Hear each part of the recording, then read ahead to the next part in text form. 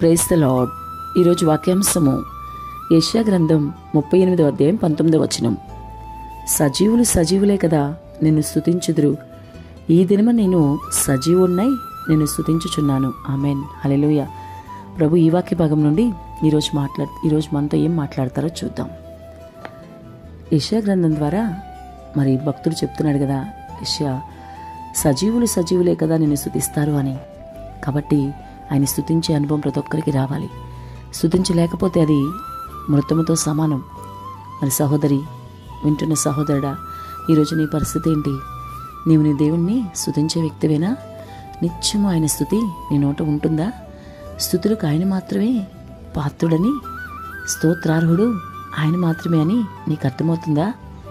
నిన్నింతవరకు సజీవ లెక్కలో ప్రభు ఉంచారు కనుక నీ ప్రభువుని నువ్వు స్తుతించాలన్న విషయం నీకు అర్థమవుతుందా? గ్రహిస్తున్నావా? అసలు నువ్వు ఒకసారి ఆలోచించు.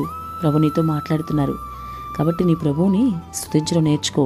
ఇంతవరకు నువ్వు స్తుతించే అనుభవం లేకపోయినా ఇక మీదట నీ ప్రభువుని నోరు తెరిచి స్తుతించు. నువ్వు నోరు బాగుగా తెరిస్తే దాన్ని నింపుతారని ప్రభు చెప్తున్నాడు కదా. అయినప్పటికీ నోరు తెరవకుండా ఉంటావే. మరి చెత్త మాటలు, పనికిమాలిన మాటలు మాట్లాడడానికి నీ నోరు తెరుస్తున్నావే కానీ నీ దేవుని స్తుతించడానికి నీ నోరు తెరవట్లేదేంటి? ఒకసారి ఆలోచించు. ప్రభు మాట్లాడుతున్నారు. నువ్వు ఏదైతే ఆయన్ని స్తుతిస్తావో నీ స్తుతి స్థితిగతుల్ని మార్చేస్తుంది. నీకు మంచి ఆరోగ్యము. దేవుణ్ణి స్తుతించడంలోనే శరీర బలహీనతలన్నీ కొట్టివేయబడతాయి, ఆత్మీయ బలహీనతలు కూడా కొట్టివేయబడతాయి. కాబట్టి స్తుతించే అనుభవంలోకి నడువు. ఇప్పటికైనా అన్ని విషయాల్లోనూ, మరి అన్నిట్లోనూ కూడా.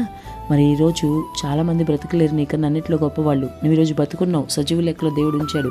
కాబట్టి ఖచ్చితంగా ఆయన్ని హృదయపూర్వకంగా స్తుతించు. ఎవరో చెప్పారని స్తుతించడం కాదు, నీ హృదయపూర్వకంగా నీ హృదయంలోంచి స్తుతి రావాలి. పెదవుల నుంచి మాటలు కాకుండా హృదయపూర్వకంగా స్తుతించు.